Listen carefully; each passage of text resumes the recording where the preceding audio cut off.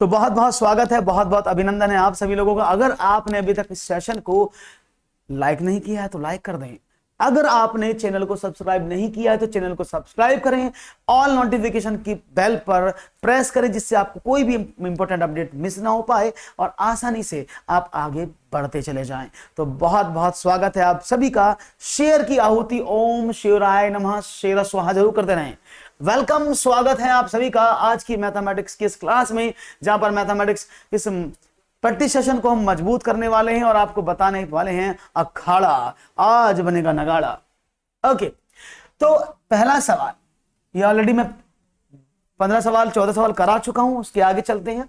किसी संख्या के 60% का 3/5वां भाग 36 है, तो वह संख्या क्या है?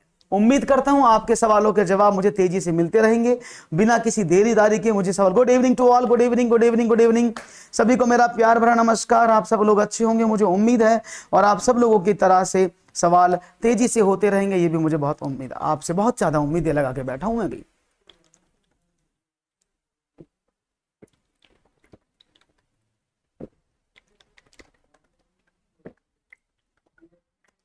ओके, गुड इवनिंग सभी को मेरा प्यार भरा नमस्कार।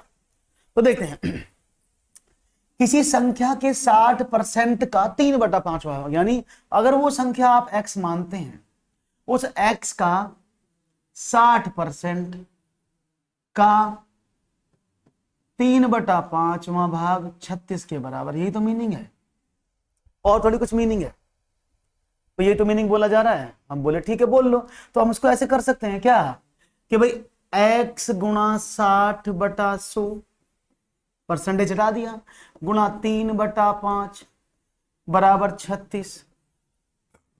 0 से 0 काट दिया आपने, इसको और काट दिया, 2 से काटें तो 2 तिया 6, 2 पंचे 10, तो क्या बन गया x गुणा 9/25 बराबर 36, और x बराबर 36 गुणा 25/9, 9 चौक 36 और 25 चौके 100, तो वो संख्या क्या है?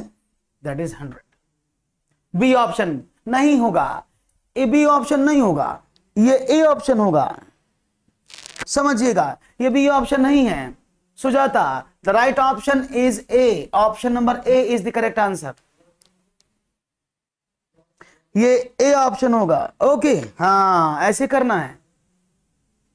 वेरी गुड, कोई बात नहीं है, चलता रहता है। एक और सवाल देखते हैं, और वन मोर क्वेश्चन आपके स्क्रीन पर मैं रख रहा हूं, तेजी से दीजिएगा जवाब।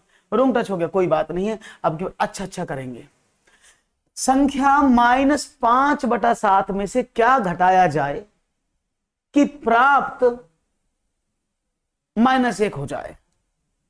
इसमें से क्या घटाया जाए कि प्राप्त 1 हो जाए? देखते हैं, मैथमेटिक्स में सवाल है -5/7 में से मैं क्या घटाऊं कि -1 प्राप्त हो। What should be subtracted from -5/7 so that -1 is obtained?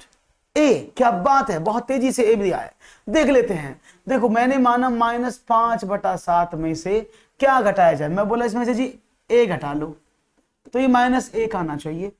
Minus से डिवाइड कर दिया पूरी इक्वेशन को, आप बोले कर दो, तो ये क्या बना 5/7 प्लस ए बराबर 1, तो ए बराबर कितना 1/1 माइनस 5/7 दैट इज 2/7। कितने आसान आसान सवाल हैं, और आप कह रहे हैं कि सर हमसे नहीं होंगे, आप कह रहे हैं हमसे नहीं होंगे। और जल्दी से इसको लाइक वाइक करो, आगे बढ़ाओ, जिससे कि सब दोस्तों के पास आपकी इंफॉर्मेशन पहुंचे और सभी लोग आसानी से इस सेशन को आनंदित होकर के पढ़ पाएं और आनंदित होकर इसको आगे बढ़ाएं और आनंद की प्राप्ति तेजी तेजी से करें।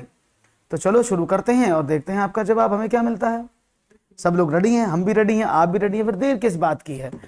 ओके, बी सवाल एकदम बढ़िया। एक और सवाल है आपकी स्क्रीन पर, ये रहा। चलो, 4 अंकों की एक संख्या है, 4 अंकों की सबसे बड़ी संख्या जो संख्याओं 12, 18, 21 और 28 में से प्रत्येक से विभाजित होती है वो कौन सी है? यानी 7 अंकों की संख्या है, 4 अंकों की संख्या है जो इनसे डिवाइड हो जाए और सबसे बड़ी संख्या हो। तो आप देखते हैं कि 4 अंकों की सबसे बड़ी संख्या 9999 ये होती है ना भाई। 4 अंकों की सबसे बड़ी संख्या ये तो 999, आप बोलेंगे यस। उसने कहा अब ये संख्या ऐसी होनी चाहिए इससे कट जाए, तो आपने क्या काम किया, यानी 12, 18, 21 और 28, मैं लिख देता हूं 12, 18, 21 और 28। अगर मैं इनका एलसीएम निकालूं तो मुझे वो संख्या मिल जाएगी जो इसको पूरा पूरा काटेगी। आपने कहा ओके, हम 2 से डिवाइड कर देते, 2 छिक्का 12, 9, 21 और 14। उन लोगों के लिए बता रहा हूं जो बिल्कुल बेसिक हैं, ऐसे एलसीएम निकालते हैं। 2 तिया 6, 9 कटता नहीं, 21 नहीं कटता, ये 7 बार। अब आपने 3 से डिवाइड कर दिया, 3 एकम 3, 3 तिया 9, 3 सत्ते 21 और 7, फिर 3 से काट दिया, 1, 1, 7 और 7, अब 7 से काट दिया, 1, 1, 1 और 1, ये बच गया। अब इसका एलसीएम क्या हुआ, 7 तिया 21, 21 थी 63, 63 दूनी 126 और 126 दूनी 252। तो ये 252 इसका आपको एलसीएम मिल गया, कोई प्रॉब्लम तो नहीं है इनकी गुणा करने पर। यानी 252 जो आपको मिला वो इनका एलसीएम है। यानी वो कैसी संख्या है, 252 कैसी संख्या है कि वो 12, 18, 21 और 28 से पूरी पूरी कट जाएगी, यानी इससे पूरी पूरी संख्या कट जाएगी। और एक बात हमेशा याद रखना कि ये संख्याओं का एलसीएम आपने निकाला इतना, इसके जितने भी मल्टीपल होंगे यानी इसके जितने भी गुणज होंगे, आप कहेंगे 252 का गुणज, आपने कहा 504, आपने कहा 776, ऐसे जितने भी इसके गुणा जाएंगे, 756, जो भी इसके गुणा जाएंगे मल्टीपल होंगे, वो सब इन संख्याओं से कटेंगे। क्योंकि किसी भी संख्या का मल्टीपल एलसीएम का मल्टीपल भी एलसीएम होता है। तो अगर मैं 252 की बात करता हूं तो 252 संख्या मुझे प्राप्त हुई कौन सी, जो सबको काट देगी। तो मेरे पास संख्या है 4 अंकों की, ये वाली। तो जो संख्या इसमें से 252 से कट जाएगी वह संख्या इन चारों से कट जाएगी। तो 252 का मैंने डिवाइड कर दिया इसमें, है ना। अब देखो 2 तिया 6, 3 बार, 2 चौके 8, 4 बार जाएगा नहीं, 3 बार जाएगा। 2 तिया 6, 2 पंचे 10, 2 चौक 8, 3 दूनी 6 और 1 7, 3 बचा। यहां से आपने देखा 9 बचा, यहां से 2 बचा, आपने 9 उतारा, 3 2 ओके नाम 9 बार जाएगा ना, 9 दूनी 18, हाँ देखते हैं, 2 दूनी 4 और 9 दूनी 18, हासिल लगा 1, 9 पंजे 45 और 1, वेट ए मिनट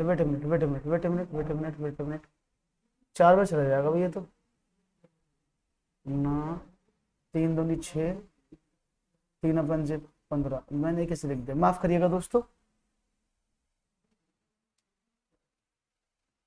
1 मिनट। हाँ ऐसे देखते ना, इसको बैठाओ यहां से, अब ठीक है। 3 दूनी 6, 3 दूनी 6, 3 पंजे 15 का 5 का,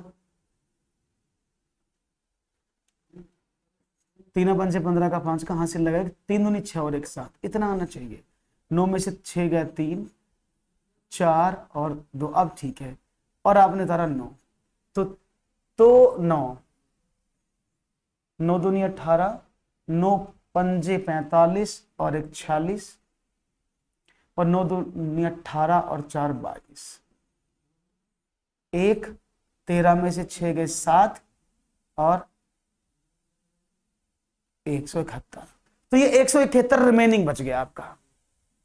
नहीं 3 बार ही जाएगा, 4 बार नहीं जाएगा सुजाता 4 बार नहीं जाएगा। तो कितना बच गया, आपने कहा सर ये बच गया 171, यानी इससे पूरी पूरी संख्या कट जाएगी, शेष ये बच जाएगा। मतलब अगर मैं 9 9 9 9 में से 171 घटा दूं तो मुझे वो संख्या मिल जाएगी जो इससे पूरी पूरी कट रही थी, 8 और भाई 8 2 8 9, तो 9 8 2 8 है ऑप्शन कहीं, आपने कहा सर ये रहा। तो ये संख्या है जो पूरी पूरी कटे, क्योंकि इसमें इसको डिवाइड करने पर जो संख्या इससे पूरी पूरी कट जाएगी तो 171, ये वाली संख्या इस वाली से पूरी पूरी कटेगी, तो वो बाय डिफॉल्ट इनसे भी कट जाएगी। इज इट क्लियर, इसको बोलते हैं एलसीएम। क्लियर है, बहुत बढ़िया। एक और सवाल, आनंदित प्रश्न है। देखो 12 पुरुष एक काम को 18 दिनों में पूरा करने की क्षमता रखते हैं। सभी ने मिलकर काम शुरू किया और 6 दिन बाद 4 मजदूर और काम में शामिल हो जाते हैं। शेष काम को कितने दिनों में पूरा करना होगा? देखो इस सवाल को आप 2 तरीके से कर सकते हैं। एक तो मैं इसको बेसिक से बताता हूं कि बेसिक से कैसे करना है, फिर मैं आपको स्मार्ट वे में बताता हूं कि स्मार्ट वे में इस सवाल को आप कैसे कर पाएंगे। ओके, तो देखते पहले कैसे कर सकते हैं इस सवाल को। अगर मैं बोलूं 12 पुरुषों की बात हो रही थी, पहले बेसिक से करते हैं। 12 पुरुषों जो करते हैं उस काम को 18 दिन में करते हैं, तो 12 पुरुषों का एक दिन का काम कितना हो जाएगा? आपने कहा 1/18 यूनिट, है ना?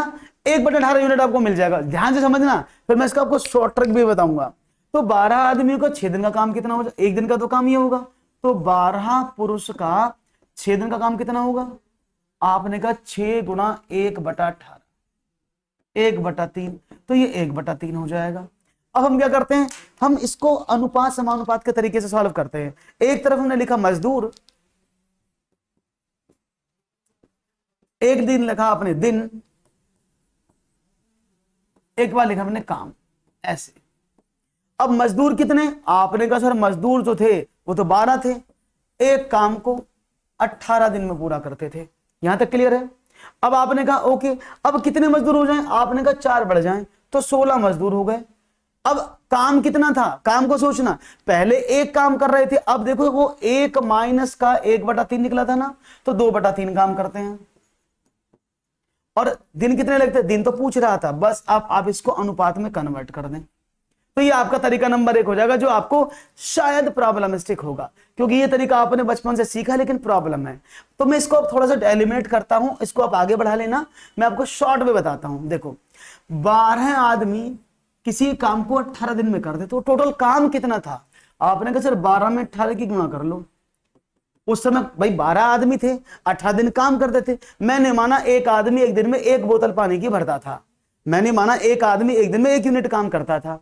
तो आपने कहा तो 18 आदमी कितना काम करेंगे? कुल काम कितना हुआ? 12 × 96, 12 कम 12 और 9 21, तो टोटल काम है 216 यूनिट। ये बात समझ में आ गई? कोई बात नहीं। उसने कहा सभी ने मिलकर काम करना आरंभ किया 6 दिन तक, तो इन 12 आदमियों ने 6 दिन तक काम किया, तो 12 × 72 यूनिट तो उन्होंने काम कर दिया। भाई 12 आदमी ने 6 दिन तक काम किया, तो 72 यूनिट तो काम हो गया ना। कितना बचा? 6 में से 2 गए 4, 21 में से 7 गए 14, 144।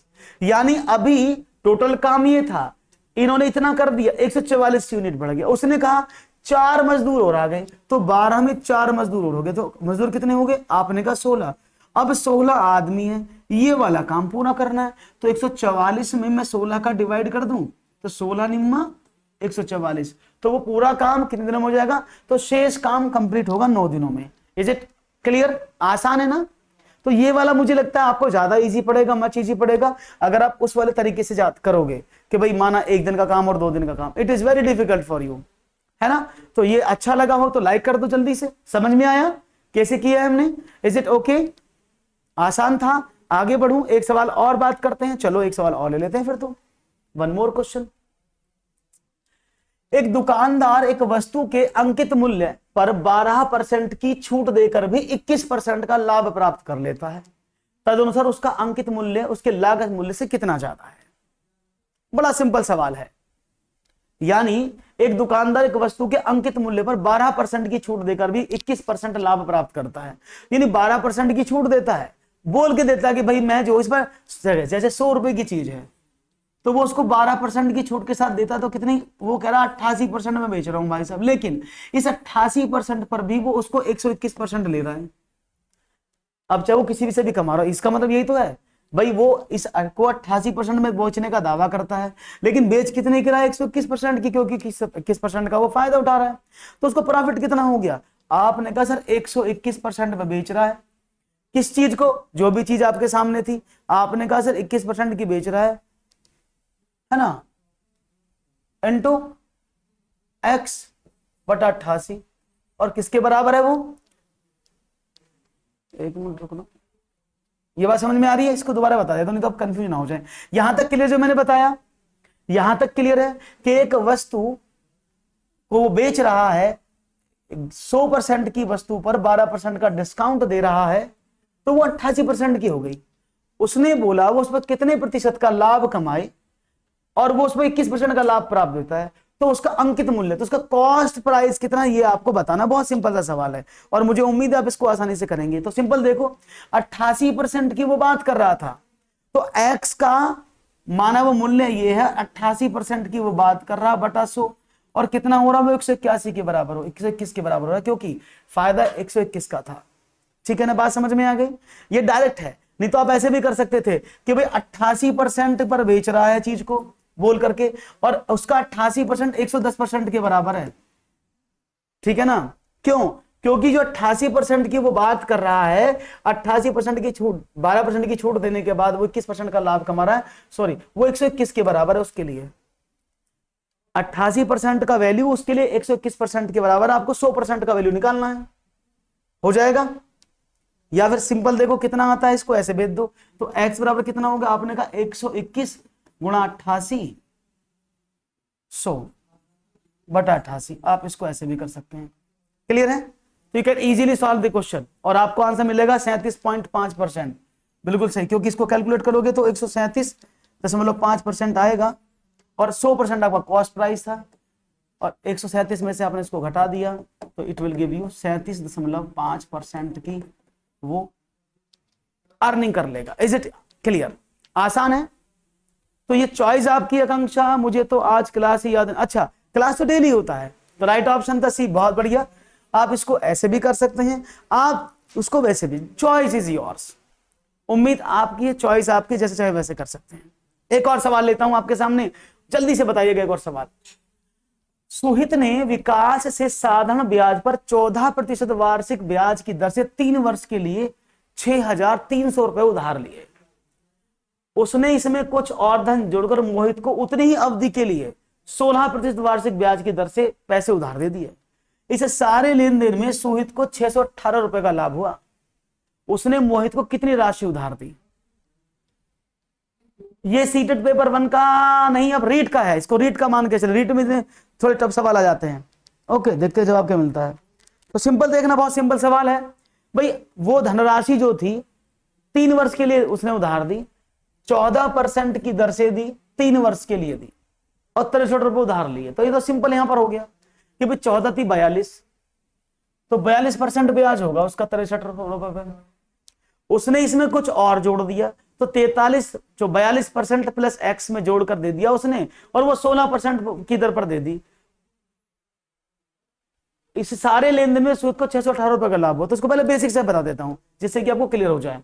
ओके, मैंने माना जो उसने राशि दी है, जो राशि उसने उसको दी है, वो हमने माना x रुपए है, चलो x रुपए मान के चलते हैं उसको। ओके, तो सर ब्याज कितना मिला? अगर मैं ब्याज की बात करूं तो ब्याज कितना मिलेगा?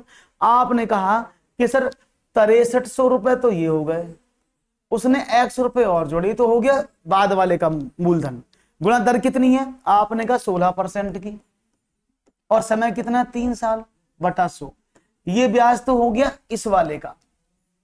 अगर मैं इस वाले ब्याज में से पहले वाले ब्याज को कम कर दूं, 6300 मल्टीप्लाई बाई 14 मल्टीप्लाई बाई 3/100, तो मुझे 618 आना चाहिए। तो मतलब है भाई इस वाले धन पर ब्याज से उसने कुछ रुपए बढ़ाए जो मैंने एक्स मान लिए, इस वाले धन पर ब्याज का अंतर 618 है। तो अगर मैं इन दोनों का डिफरेंस निकालूं तो मुझे क्या मिलेगा? आप कहेंगे सर बिल्कुल सही करो, 618 आना चाहिए। बस आपने घटा दिया, कोई प्रॉब्लम नहीं हुई। आपने घटा के क्या देखा? अब देखो यहां पर देखते हैं 16 थी 48, तो ये कितना हो जाएगा? वो ये कितना हो गया? आपने कहा 6300 plus X into 48/100 minus, simple ये हो गया 63, 14 थी 42, 6300 मल्टीप्लाई बाई 42/100 बराबर कितना है? 618।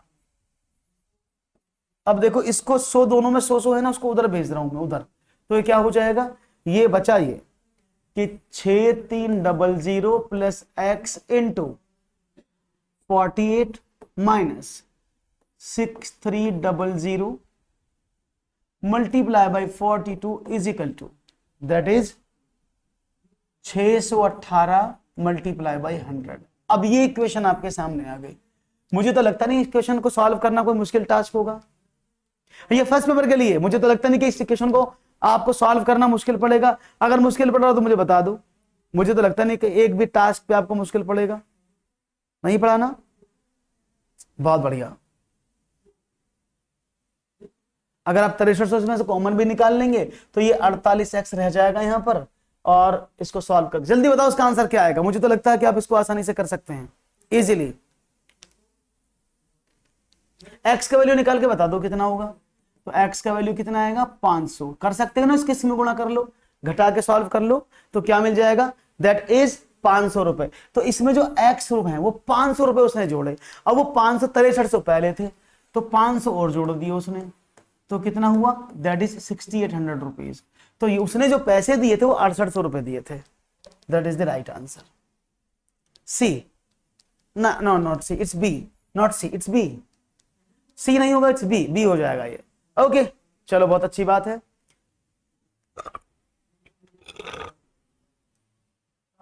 क्लियर?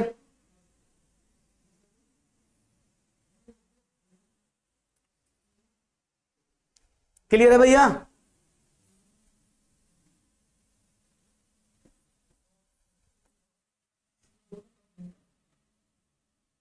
आगे बढ़े, चलो। ए बी सी डी एक सम चतुर्भुज है। बहुत अच्छा सवाल है, थोड़ा सा परिता स्मार्ट पार्ट आप भी ए फर्स्ट पेपर के लिए करनी है क्लास। हाँ ये फर्स्ट पेपर की ही प्रिपरेशन हो रही है, डोंट वरी। मैं यही तो बोल चुका हूं कि ये फर्स्ट पेपर की ही प्रिपरेशन है, यही तो मैं बता रहा हूं। थोड़ी सवाल का लेवल मैंने बढ़ा दिया है आप लोगों की वजह से, क्योंकि आप आसान सवाल पढ़ पढ़ के पक चुके हैं। थोड़ा सा हाई लेवल कर दिया, और कुछ भी नहीं है। सवाल आपके सामने है। एक एबीसीडी एक सम चतुर्भुज है। देखो याद है, इसको रोम्बस बोलते हैं। यदि एंगल एसीबी बराबर 30 डिग्री हो तो एडीबी का मान बताओ। मैं इसका चित्र बना देता हूं, फिर आप जल्दी से कोशिश करने की करिएगा। ये सम चतुर्भुज का मतलब होता है ऐसे, ये सारी भुजाएं बराबर होती हैं, सारी भुजाएं। हमने माना ए बी सी डी है, ये ए है, ये बी है, ये सी है और डी है। इसमें एक खास बात और होती है कि इसके आमने सामने वाले जो कोण होते हैं ना, उनका टोटल 180 होता है, ठीक, बराबर नहीं होता। ओके, अब हुआ क्या, एक समचतुर्भुज है ए सी बी। अब देखो ए सी बी, अब देखो ए सी बी तो कुछ है ही नहीं, यानी ए सी क्या है, विकर्ण होगा, तो मैंने इसमें विकर्ण डाल दे रहा ऐसे, और मैं इस दोनों विकर्ण डाल देता हूं ऐसे।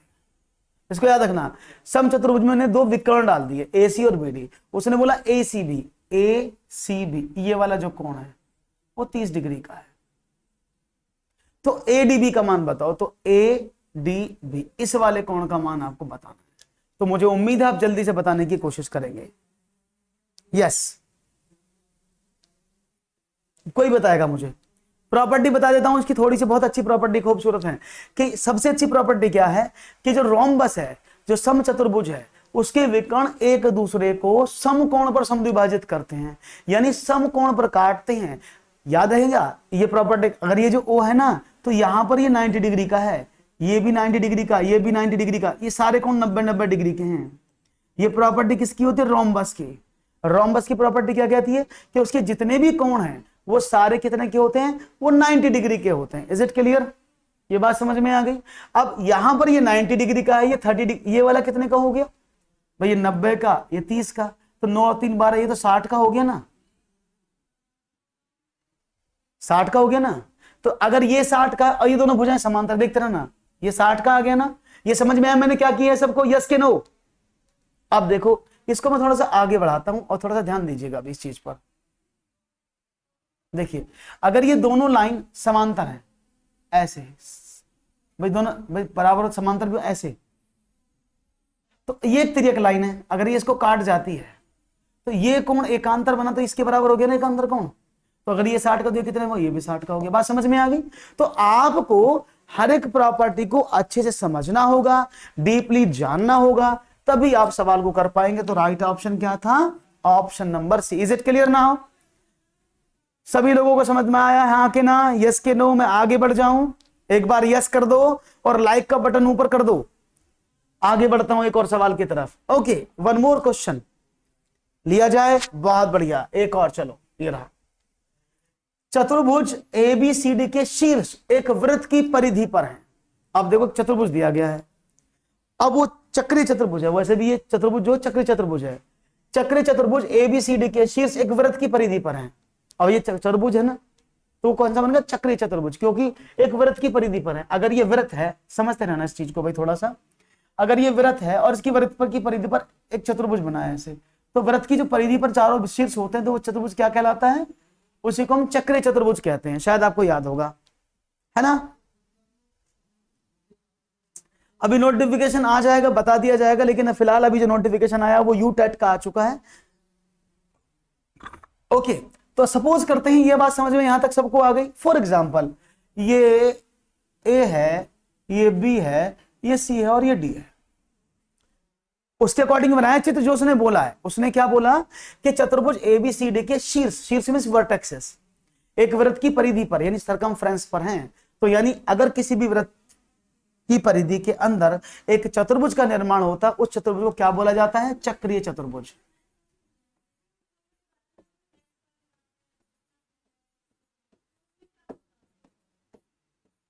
या फिर बोलते साइक्लिक क्वाड्रेटल।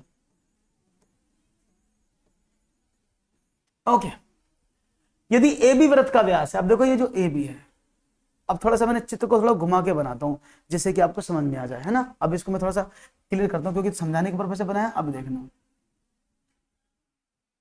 पहले मैं इसको व्यास ही खींच लेता हूं क्योंकि वो बढ़िया रहेगा ना बनाना हमारे लिए।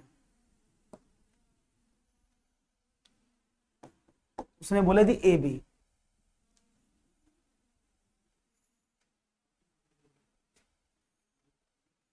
ऐसे बनाते हैं C D. Is it clear? ऐसे है ये जो ए बी है इसका व्यास है और अब भी चक्रीय चतुर्भुज है तथा ADC बराबर 130। अब उसने एक कोण दे दिया मुझे ADC 130, ठीक है? तो BAC का मान बता दो। BAC इसका वैल्यू पूछा है भाई सब क्या है, तो देखते हैं आपका जवाब क्या मिलता है। बड़ा सिंपल सवाल है, उम्मीद करता हूं। Good evening to everyone. अच्छा सवाल पूछा गया है, जल्दी से दीजिए। 50, 40, 30 या 20। और मैं आपको बता देता हूं एक चीज बहुत खास, कि जब भी आप बात करते हैं साइक्लिक क्वाड्रेटल की, वो ट्रेपेजियम होता है। ट्रेपेजियम का मतलब समलंब चतुर्भुज, जिसकी आमने सामने की जो कोण होती है उनका टोटल कितना होता है? 180। अगर मैं आपको कोण भी पूछता ना मुझसे तो ये 50 डिग्री हो जाता।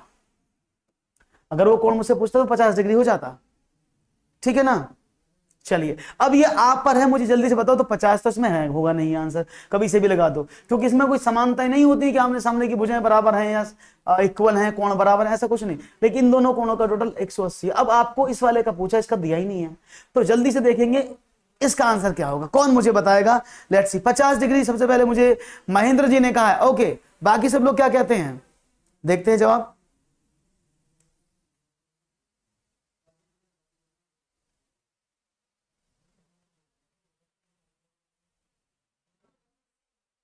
चलो मैं इसको बता देता हूं थोड़ा सा अभी। अगर मैं आपसे बात करूं, ये जो है ना पूरा व्यास है, अगर मैं इसकी बात करूं, ये जो यहां पर बना हुआ, अगर मैं इसको यहां से मिला दूं तो उसको बोलते हैं अर्धव्यास। क्या बोलते हैं इसको? अर्धव्यास।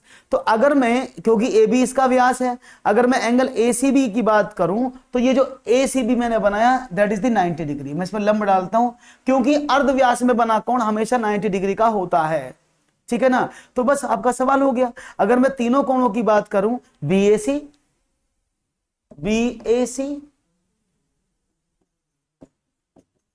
प्लस BAC हो गया, और ACB अगर मैं जोड़ूं, BAC आपको पता लग गया, ACB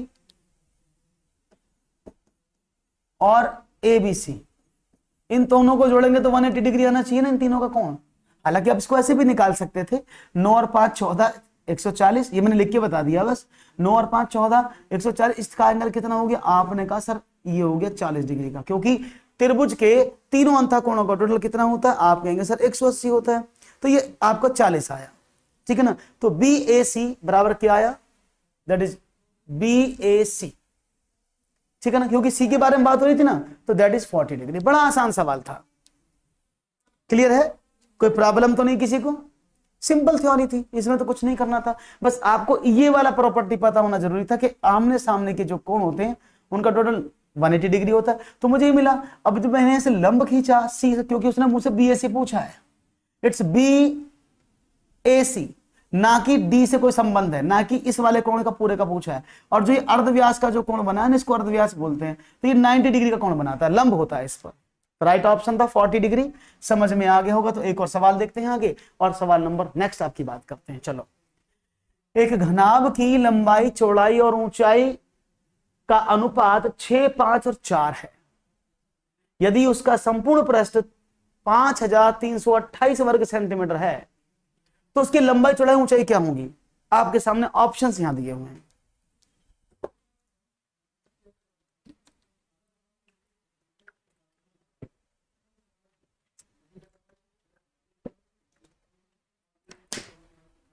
हाँ जी, तो ये सवाल बड़ा आसान है। इसको आप चाहें तो इसको एक बार में कर लें, चाहे इसको 2 बार में कर लें, चॉइस आपकी। बड़ा इजी सवाल है, देखते हैं इसका आप आंसर मुझे क्या देते हैं। देखो, इसमें 2 तरीके हैं, टेक्निक दो। अरे क्या बात है, हाय हाय हाय हाय, देखो बहुत दिमाग लगाते हैं मेरे साथी, और सही भी है, लगाना भी चाहिए। एग्जाम में इतना टाइम नहीं मिलता। क्यों? अगर आप इस सवाल को सॉल्व करने की बात करते तो आपको शायद ये मैं बता दूं, अगर उसकी तीनों भुजाओं का अनुपात दिया है यहां पर, तो एक बात हमेशा याद रखिएगा, उसकी भुजाओं का अनुपात यहां पर गिवन है, तो वो जो लंबाई का अनुपात 6 है, चौड़ाई का अनुपात 5 है, ऊंचाई का अनुपात 4 है, तो इसकी जो लंबाई है ना, वो हमेशा इसके अनुपात का मल्टीपल होगी। 20 है नहीं है, 38 है नहीं है, 36 अनुपात, क्योंकि 6 छंग 36। उसकी ऊंचाई जो होगी वो उसी के अनुपात में होगी। देखो 5 पंजे 25, 5 छंग 30, 6 चौक 24, यानी ये अनुपात उन्हीं को इक्वल काटेंगे, हाँ, जिसमें वो दिया हुआ है। तो आप इजीली एक तो ऐसे मैनेज कर सकते थे, यहां पर कोई टास्क नहीं था। अदरवाइज इसको अगर बेसिक से सवाल करना है तो मैं बेसिक से करा देता हूं। आप सभी जानते हैं किसी घनाभ की जो लंबाई, चौड़ाई, ऊंचाई का अनुपात होता है वो दिया है। अगर हम उसके संपूर्ण पृष्ठ की टोटल सरफेस एरिया की बात करते हैं, वो क्या होता है? 2 into L B plus B H plus H L is equal to 5328, ये होता है। Is it clear? यानी अगर मैं बात करूं 2 into L B, L means 6, 5 और 4, मैं इसको x के साथ मानता हूं जिससे कि आपको आसानी रहे, क्योंकि मैं स्क्वायर करूंगा, 6, 5, 4 का स्क्वायर करूंगा, तो इसका क्या हुआ? 6 पंजे 30x स्क्वायर, 5 चौक 20x स्क्वायर, और 6 चौक 24x स्क्वायर। कितना हुआ? आपने कहा 30, 20, 50, 20, 70, 74x square into 2 is equal to 5328। या आप कह सकते हैं x square is equal to what? 5328 upon 2 multiply by 74।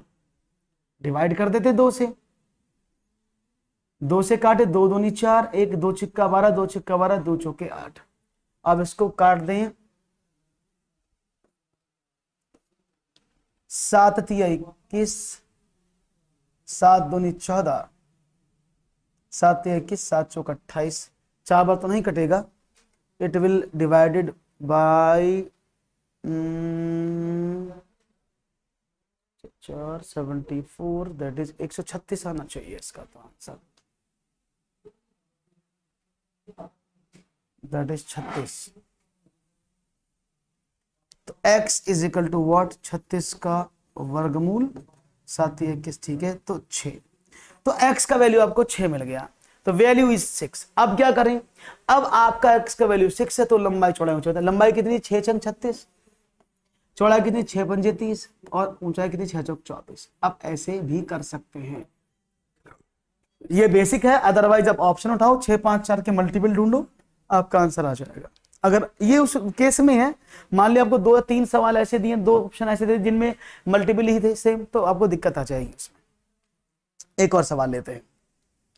Okay, यदि प्राप्तांकों की संख्या विषम हो तो प्राप्तांकों की माध्यिका क्या है? अगर यदि प्राप्तांकों की संख्या विषम है, यानी ऑड दिया है, आपके सामने बड़ा अच्छा सवाल है, यानी आप जो है, आपके प्राप्तांक जो है वो ऑड है, तो उनमें से प्राप्तांकों की माध्यिका क्या होगी?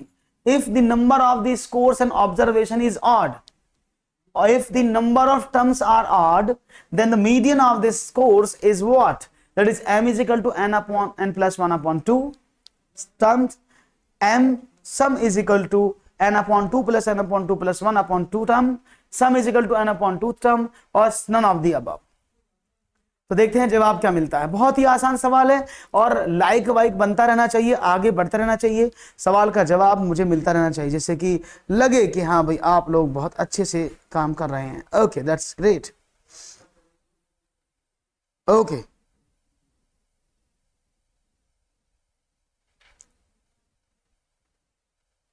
ओके,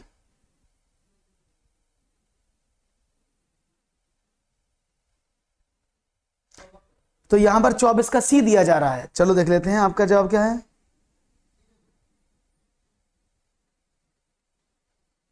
बढ़िया, चलो बताते हैं।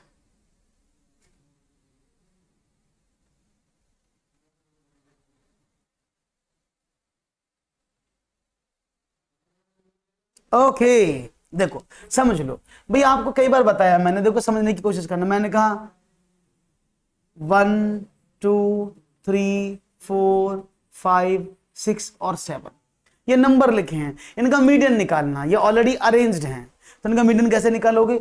आपने कहा सर 1 2 3 4 1 2 3, मिड वाला टर्म ये हो गया। ये आप क्या कर सकते हैं, नंबर ऑफ टर्म कितने हैं? 7, 7 प्लस 1 अपॉन 2 टर्म, यानी 8/2 टर्म, नहीं फोर्थ टर्म जो होगा वही मीडियन होगा।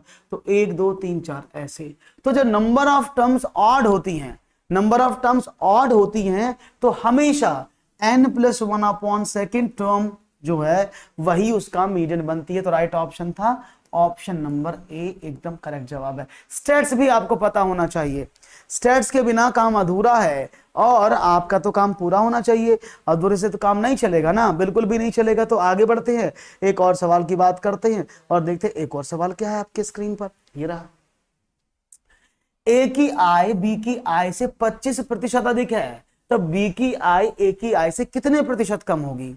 अब इस पर भी बड़ा दिमाग लगाते हो। If A's income is 25% more than B's income, then B's income is what percent of A income? तो यहां पर भी अब दिमाग लगाते हो बहुत ज्यादा। तो इसमें करने का कुछ नहीं, देखो बहुत आसान तरीका है।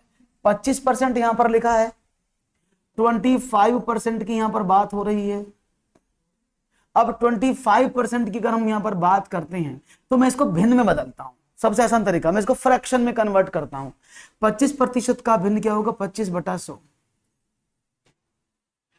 1/4। अब उसने बोला है कि ए की आय बी की आय से 1/4 अधिक है, तो कम पूछा है तो उसने अधिक बोला ना, तो 1/4 अधिक है, तो अधिक के लिए अब क्या करेंगे? 1/4 जमा 1 इतना जोड़ दो बस, क्योंकि पहले 4 में से 1 था, अब आपने 4 में 1 और जोड़ दिया, अधिक कर दिया। तो कितना हो गया? आपने कहा सर ये तो 1/5 हो गया, तो 1/5 कम हो गई। और 1/5 को क्या बोलते हैं? आपने कहा कि सर 1/5 को हम क्या बोलते हैं? आपने कहा सर हम बड़ा आसान तरीका 1/5 को क्या बोलते हैं, तो आप बता रहे हैं। Okay, let's see what will be your right answer. वैसे सबने आंसर दे दिया इसका भाई। 1/5 को क्या बोलते हैं? आपने कहा सर 1/5 को तो 20% बोला जाता है ना। तो उसने बोला कि बी की आय ए की आय की कितने प्रतिशत है, अधिक नहीं बोला उसने, समझ लो। ये अगर वो बोलता कितने प्रतिशत कम है, तो कम को तो मैं सीधा कर देता, कम इतनी हो जाती, 20% कम है। लेकिन उसने बोला कितने प्रतिशत है, यानी ए की आय बी की आय की कितने प्रतिशत है। और आपको तो पता लग गया भाई, अगर हम ए की आय की बात करते हैं तो ए की आय तो 25% ऑलरेडी दी है, और बी की आय कितनी हो गई? आपने कहा इतनी हो गई। तो अगर मैं देखू 5/20, ओके, हाँ, गुणा